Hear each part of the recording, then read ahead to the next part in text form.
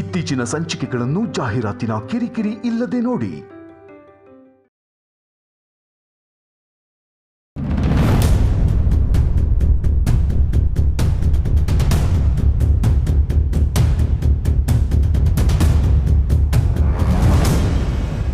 ಇದೇ ಜಾಗನ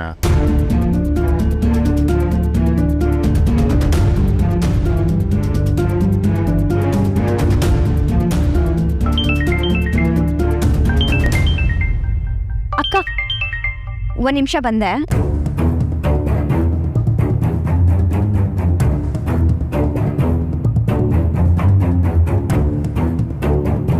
ಹಲೋ ಸುಮಾ, ನೀನು ಕಳಿಸಿದ್ದಕ್ಕೆ ಬಂದೀವಿ. ನೀನು ಹೌದಾ?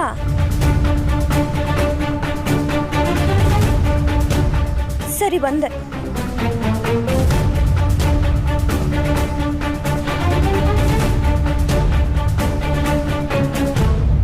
ನಿಜವಾಗ್ಲೂ ಬಂದೇ ಬಿಟ್ರಾ ಶ್ರೀ? ಮತ್ತೆ ನಾನೇನು ತಮಾಷೆ ಮಾಡ್ತಿದ್ದೆ ಅನ್ಕೊಂಡೆ. ಇಷ್ಟು ದೂರ ನಮ್ಮ ಅಕ್ಕ ನೋಡಕ್ ಬಂದ್ರಾ? ನಿಮ್ಮ ಅಕ್ಕ ಏಟೇ ದೂರ ಹೋದ್ರೂ ನಾನು ಬರ್ತೀನಿ. ಎಲ್ಲಿ ನಮ್ಮ ಹುಡುಗಿ? ಒಳಗಿದ್ದಾಳೆ. ನಾನು ಒಳಗೆ ಬಂದರೆ ಏನ ಪ್ರಾಬ್ಲಮ್ ಆಯ್ತದಾ? ಪ್ರಾಬ್ಲಮ್ಮಾ? ಗಾಡಿ ಕಿರ್ಚಾಡಿ ಕಳಿಸ್ಬಿಡ್ತಾಳಷ್ಟೇ. ನಿಮ್ಗೆ ಲೊಕೇಶನ್ ಕಳಿಸಿರೋದು ನಾನೇ ಅಂತ ಗೊತ್ತಾದರೆ ನನ್ನ ಮೇಲೂ ಕೂಗಾಡ್ತಾಳೆ. ನೀವು ಇಲ್ಲಿಂದ ಹೊರಡೋದೇ ಒಳ್ಳೇದು ಶ್ರೀ. ಇನ್ನೇನು ತಲೆ ಕೆಡ್ಸ್ಕೊಂಡ್ಬಿಡ್ಬೇಕ? ನಾನು ದೂರದಲ್ಲೇ ಇದ್ದು ನೋಡ್ಕೊಂಡೈತೀನಿ. ತಪ್ಪಿ ಅವಳೇನಾದ್ರೂ ನಿಮ್ಮನ್ನ ನೋಡ್ಬಿಟ್ರೆ? ನೋಡಿದ್ರು ಕಣ್ಣಿಡಕ ಆಗಿರ ಬಿಡು. ಹಲೋ, ಅವಳು ನಿಮ್ಮ ಮೇಲೆ ಕೋಪ ಮಾಡ್ಕೊಂಡಿರೋದು ಮರ್ತಿಲ್ಲ. ರೇ, ನಾನು ಹೇಳಿದ್ದು ಹಂಗಲ್ಲ.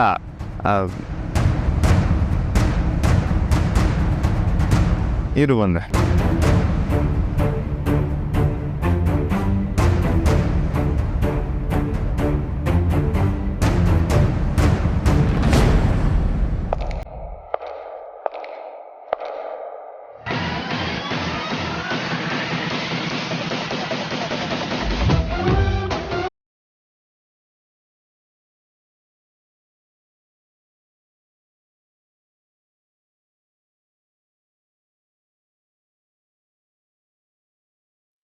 ಹಿಂಗೆ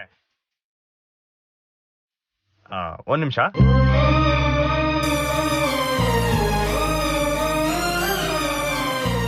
ಈಗ ನಾನು ಯಾರು ಅಂತ ಗೊತ್ತಾಗಿಲ್ಲ ಅಲ್ವಾ? ನೀವಿಷ್ಟೆಲ್ಲ ಮಾಡ್ತಾ ಇದ್ದೀರಾ. ನಿಮ್ಮ ಪ್ರೀತಿ ನಮ್ಮ ಅಕ್ಕಂಗೆ ಅರ್ಥ ಆದರೆ ಸಾಕು. ಅರ್ಥ ಆಯ್ತದೆ. ನೀನು ಒಳ್ಳೆಗೋಕೋ, ನಾನು ಸ್ನೇಹವನ್ನ ನೋಡ್ಕೊಂಡು ಹೋಯ್ತೀನಿ. ಸರಿ.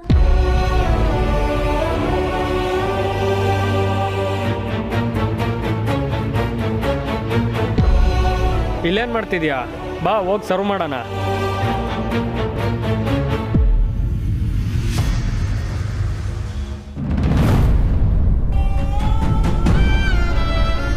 ಸ್ನೇಹ, ಯಾಕೇನಾಯ್ತು? ಏನಾದರೂ ಮಾತಾಡು. ಬೈಬೇಕು ಅನ್ಸಿದ್ರೆ ಬೈದು ಬಿಡು, ಸೈಲೆಂಟಾಗಿ ಮಾತ್ರ ಇರಬೇಡ. ನನಗೇನು ಅರ್ಥ ಆಗ್ತಿಲ್ಲ. ನಾನೇನಾದರೂ ಬೇಜಾರು ಮಾಡಿದ್ನಾ? ಈಗೇನು ಕೇಳಬೇಡಿ ಭುವನ್. ನೀವು ಇದಕ್ಕೆ ಕರೆದಿದ್ದೀರಾ ಅಂತ ಗೊತ್ತಿದ್ದಿದ್ರೆ ಬರ್ತಿರ್ಲಿಲ್ವಾ?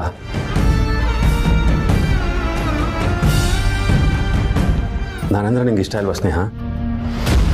ಚೊಕೆ ಚೊಕೆ, ಐ ಆಮ್ ಸಾರಿ. ಉಸಿರ ಸಾರಿ, ನನಗೆ ಗೊತ್ತು ಮುಜುಗರ ಪಡಿಸ್ತಿದ್ದೀನಿ ಅಂತ. ನೀನು ಈಗಲೇ ಏನೂ ಹೇಳೋದು ಬೇಕಾಗಿಲ್ಲ. ಆರಾಮಾಗಿ ಕೂತು ಆಮೇಲೆ ಡಿಸಿಷನ್ ಬಾ. ನಂತರ ಅವಸರದಲ್ಲಿ ಡಿಸಿಷನ್ ತೊಗೊಂಡು ತಟ್ಟಂತ ನೋ ಅಂದ್ಬಿಡ್ಬೇಡ. ಸಹಿಸ್ಕೊಳ್ಳೋ ತಾಕತ್ತಿದ್ರು ಒಪ್ಕೊಳ್ಳೋ ಮೆಚುರಿಟಿ ಇದೆಯಲ್ವ ಅಂತ ನಂಗೆ ಗೊತ್ತಿಲ್ಲ ಸ್ನೇಹ. ಆದರೆ ಒಂದಂತೂ ಸತ್ಯ, ನಾನು ನಿನ್ನ ಮದುವೆ ಆದರೆ ನಾನು ಎಷ್ಟು ಖುಷಿಯಾಗಿರ್ತೀನೋ ಅದಕ್ಕಿಂತ 100ರಷ್ಟು ಖುಷಿಯಾಗಿ ನಾನು ನಿನ್ನ ನೋಡ್ಕೊತೀನಿ. I promise and I don't break my promise. Okay? ಸರಿ, ಈಗ ಹೋಗೋಣ.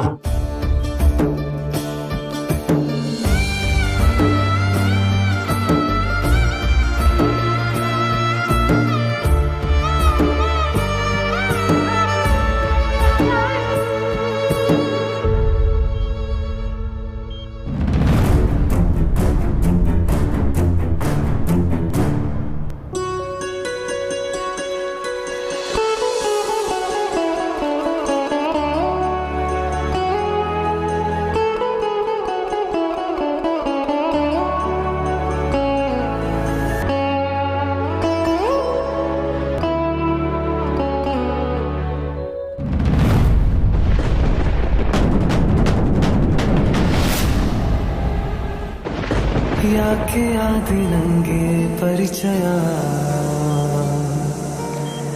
ಸೇರು ಮುನ್ನ ದೂರ ಹೋದೆಯ ಕೇಳು ನನ್ನ ಕೊನೆಯ ಆಸೆಯ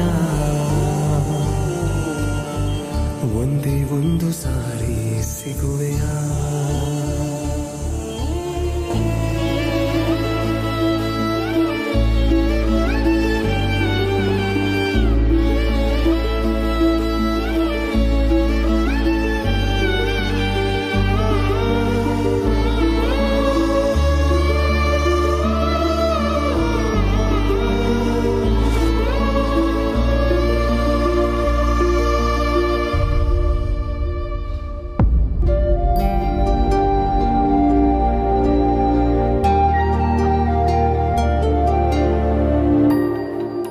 ಚಂದ್ರನು ಬಂದಿದ್ರೆ ಚೆನ್ನಾಗಿರ್ತಿತ್ತು.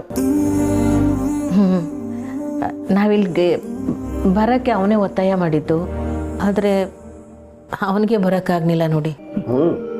ಚಂದ್ರಗಾದರೆ ಕೆಲಸ ಇದೆ, ಫುಲ್ ಬ್ಯುಸಿಯಾಗಿರ್ತಾನೆ. ಆದರೆ ನಮ್ಮ ಭುವನ್ ನೋಡಿ ಏನು ಕೆಲಸನೂ ಮಾಡಲ್ಲ, ಫುಲ್ ಬ್ಯುಸಿಯಾಗಿರ್ತಾನೆ.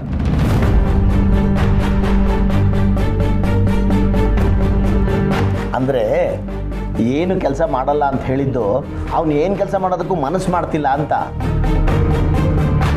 ಮಾಡೋಕ್ಕೆ 1000 ಕೆಲಸ ಇದೆ, ನಂದೇ 4 ಕಂಪ್ನಿಗಳಿದೆ.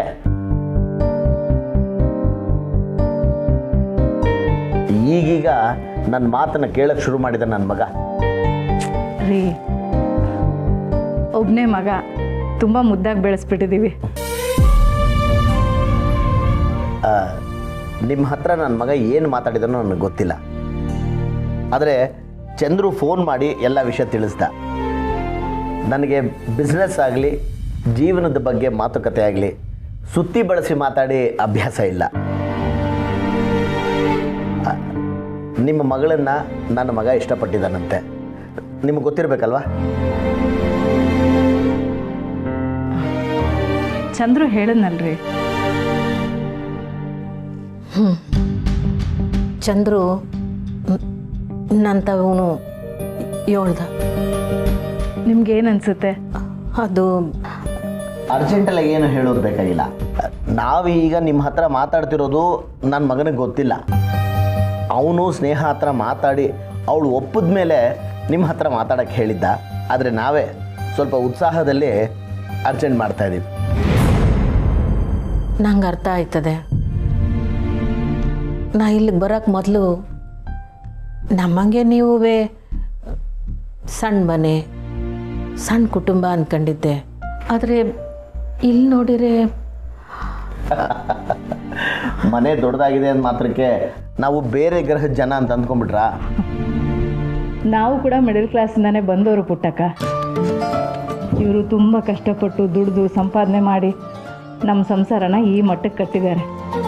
ಕಷ್ಟ ಸುಖನೆಲ್ಲ ನೋಡಿನೇ ನಾವು ಬೆಳೆದಿರೋರು. ಶ್ರೀಮಂತರು ಬಡವರು ಅನ್ನೋ ಭೇದ ಭಾವ ಇಲ್ಲ ನಮಗೆ. ಮಗನ ಸಂತೋಷ ಮುಖ್ಯ. ನಿಮಗೂ ಹಾಗೆ ಅಂತ ನನಗೆ ಗೊತ್ತು. ಸ್ನೇಹ ಒಪ್ಕೊಂಡ್ರೆ ನಿಮ್ದೇನೋ ಅಭ್ಯಂತರ ಇಲ್ಲ ಅಲ್ವಾ? ಒಂದು ನಿನ್ನ ಮಗಳಿಗೆ ಮದುವೆ ಆಗಬೇಕು, ಇಲ್ಲ ಅಂದರೆ ನನ್ನ ಮಗನಿಗೆ ಮದುವೆ ಆಗಬೇಕು.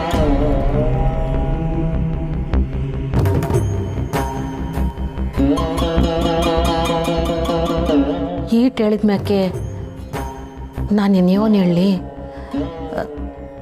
ನಿಮ್ಮ ಹುಡುಗನೂ ಒಳ್ಳೆನೆಯ. ನೀವು ನಮಗೆ ಶಾನ ಗೌರವ ಕೊಟ್ಟು ಮಾತಾಡಿದಿರಿ.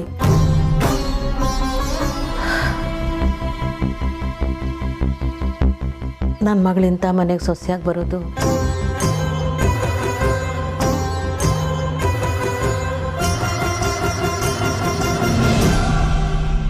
ನಮಗೂ ಖುಷಿನೇ. ನನ್ನ ಮಗಳು ಯಾವತ್ತೂ ನನ್ನ ಮಾತನ್ನ ಮೀರಿದವಳಲ್ಲ.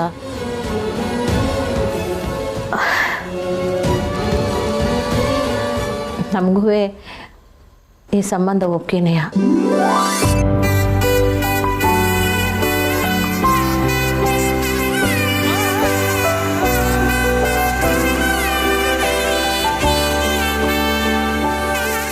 ದೇವರೇ ನಿಮ್ಮ ಮಗನ ನಮಗೆ ಕಳಿಸ್ಕೊಟ್ಟವನೇ ಅನ್ಕೋತೀನಿ. ಅವಳನ್ನ ನೀವಿನ್ನೇನು ಕೇಳೋದು ಬೇಕಾಗಿಲ್ಲ. ಮುಂದಿನ ಮಾತುಕತೆ ಏನು ಅಂತ ಹೇಳಿರೆ ಹಾಗೆ ಮಾಡುವ. ಆಯ್ತು.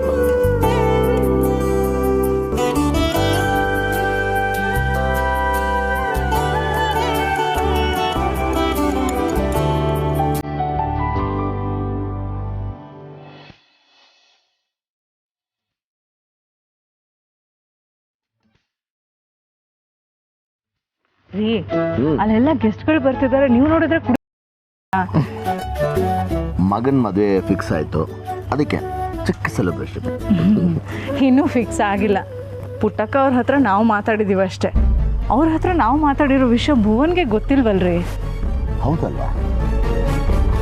ಒಂದು ಕೆಲಸ ಬೇಡ, ಈಗ ಬಂದೆ ರೀ. ಏನ್ರಿ?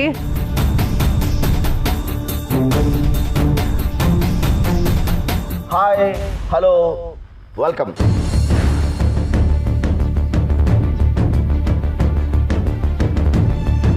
ನನ್ನ 30ನೇ ವರ್ಷದ ವಿವಾಹ ವಾರ್ಷಿಕೋತ್ಸವಕ್ಕೆ ಬಂದಂತ ಎಲ್ರಿಗೂ ಥ್ಯಾಂಕ್ ಯು ವೆರಿ ಮಚ್.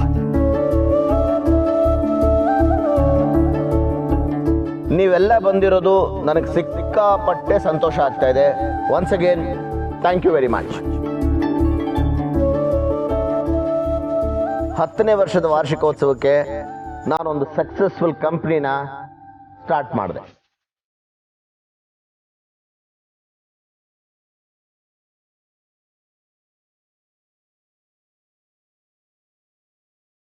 ನನಗೆ ಮಗ ಹುಟ್ಟ 20ನೇ ವರ್ಷಕ್ಕೆ.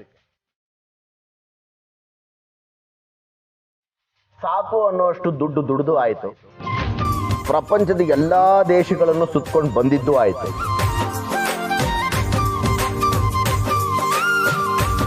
ಈ 30ನೇ ವರ್ಷದ ವಾರ್ಷಿಕೋತ್ಸವಕ್ಕೆ ಒಂದು ಮುಖ್ಯವಾದ ಜವಾಬ್ದಾರಿನ ನಿರ್ವಹಿಸ್ತಾ ಇದ್ದೀನಿ.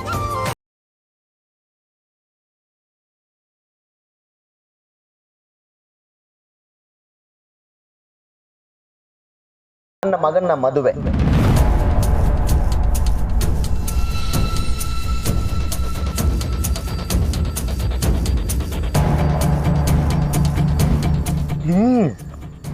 ಸುಂದರ್, ಭುವನ್ ಕಮ್ಯ ಬಾರೋ ಮಗನೇ.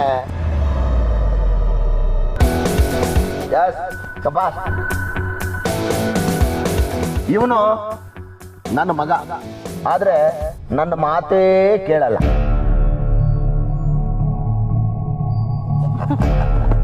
ಯಾವಾಗಲೂ ಫ್ರೀ ಆಗಿರ್ಬೇಕು ಅಂತ ಬಯಸೋನು. ಇವನನ್ನ ಕಟ್ ಹಾಕುವಂತ ಹುಡುಗಿ ಯಾರಪ್ಪ ಅಂತ ನಾನು ಸಾಕಷ್ಟು ಸಲ ಯೋಚನೆ ಮಾಡ್ತಾ ಇದ್ದೆ. ಕೊನೆಗೂ ನನ್ನ ಮಗ ಅಂತ ಹುಡುಗಿನ ಹುಡ್ಕೊಂಡ್ಬಿಟ್ಟಿದ್ದಾನೆ.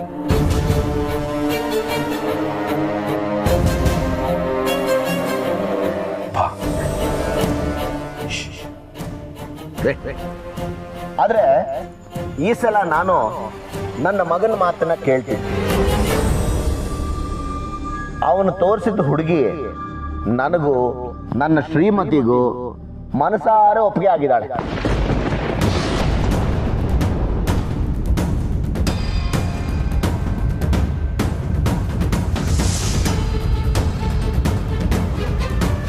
ಈ ಒಳ್ಳೆ ದಿನ ಆ ವಿಷಯನ ನಾನು ಗ್ರ್ಯಾಂಡ್ ಆಗಿ ಅನೌನ್ಸ್ ಮಾಡ್ತಾ ಇದ್ದೀನಿ. ನನ್ನ ಮಗ ಮದುವೆಗೆ ಒಪ್ಕೊಂಡಿದ್ದಾನೆ.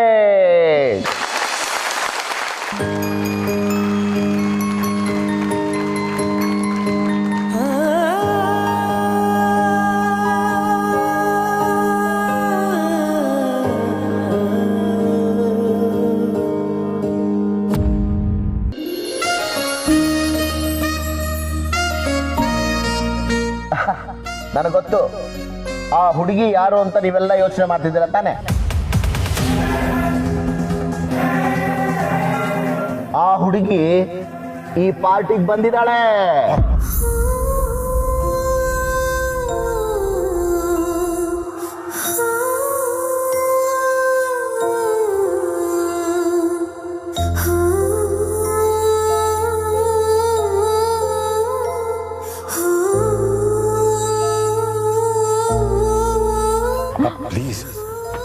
ಸುಮ್ಮನೆ ಇರ್ತೀಯಾ? ನಾನು ಮಾತಾಡ್ತಾ ಇದ್ದೀನಿ ತಾನೆ. ಬೇ ಅಮ್ಮ ನೀನಾದ್ರೂ ಹೇಳು. ಇಟ್ಸ್ ಓಕೆ ಭುವನ್, ಅಪ್ಪ ಯೋಚನೆ ಮಾಡೇ ಹೇಳ್ತಿದ್ದಾರೆ, ನೀ ಸುಮ್ಮನೆ ಇರು. ಇವನು ಮೊದಲು ಹುಡುಗಿ ಹತ್ರ ಮಾತಾಡಬೇಕು, ಆಮೇಲೆ ಎಲ್ಲ ಅಂತ ಹೇಳ್ದ. ಹುಡುಗಿ ಹತ್ರ ಮಾತಾಡ್ದ. ಅಪ್ಪ ಈಗ ಬೇಡ ಪ್ಲೀಸ್.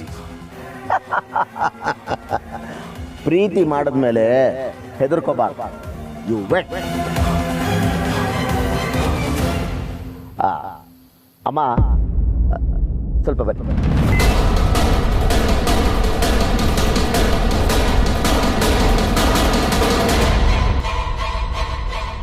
ಬನ್ನಿ ಅಮ್ಮ. ನೀ ಹೋಗಮ್ಮ. ಪುಟ್ಟಕ್ಕ ಬನ್ನಿ. ಅದು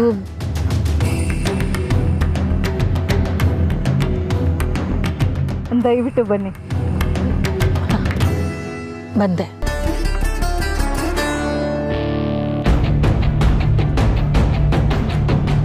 ಸ್ನೇಹ ಬಾ. ಏನವ ಇದಲ್ಲ, ಏನ್ ಮಾಡ್ತಿದ್ಯಾ? ಬಾ ಅಂದೆ. ಇಲ್ಲ ಸುಮ್ಕೆ ಬಾ. ಏನ್ ನಡೀತಿದೆ?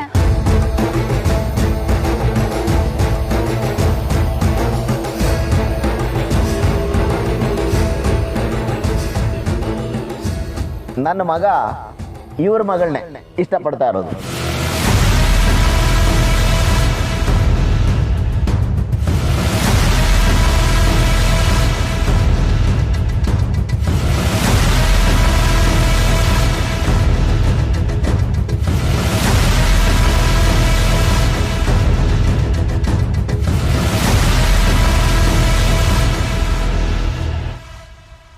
ಸ್ನೇಹ ಪುಟ್ಟಕ್ಕ ಅವರ ಎರಡನೇ ಮಗಳು.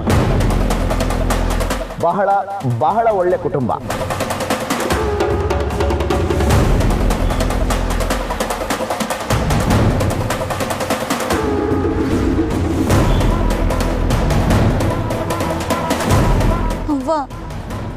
ನೀನು ಈಟ್ ಜನಗಳ ಮುಂದೆ ನಿಮ್ಮ ಅವ್ವ ತಲೆ ತಗ್ಸಂಗೆ ಮಾಡೋಕ್ಕಿಲ್ಲ ಅಂತ ನಾನು ನಂಬೇವ್ನಿ.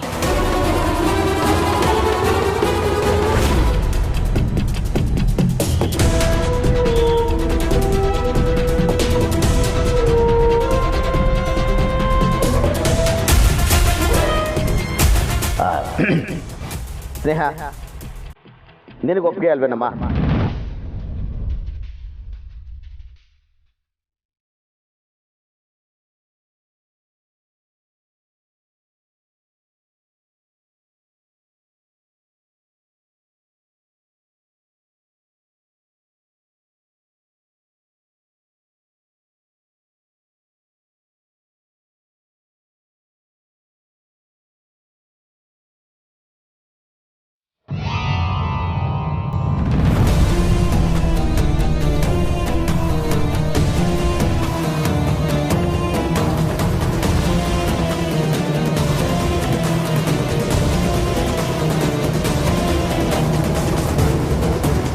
ಸ್ನೇಹ, ಎಲ್ಲರ ಮುಂದೆ ಹೀಗೆ ಕೇಳ್ತಿದ್ದೀನಿ ಅಂತ ಬೇಜಾರು ಮಾಡ್ಕೋಬೇಡಮ್ಮ.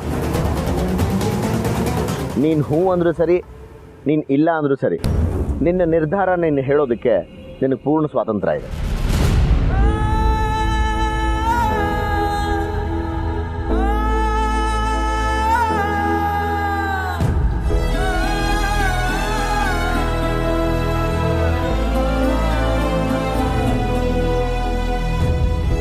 ಅಪ್ಪ ಏನಿದೆಲ್ಲ? ಸುಮಾ ಹೋಗು. ಅಕ್ಕ ನೀನ್ ಕೆಳಗಿಳ್ದ್ ಬಾ. ಇವರೆಲ್ಲ ಏನೋ ಮಾತಾಡ್ತಿದಾರಂತ ನೀನು ಸುಮ್ಮನೆ ನಿಂತಿದ್ಯಲ್ಲ.